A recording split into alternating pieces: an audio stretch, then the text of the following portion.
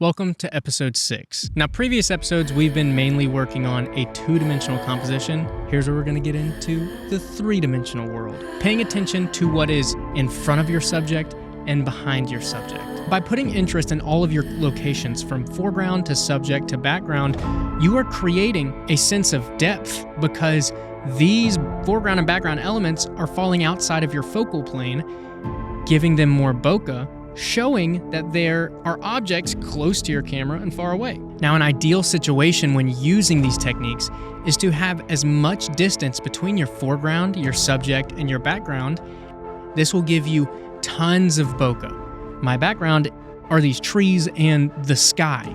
That is more than enough distance to show that I am a lot closer to the camera than the sky is.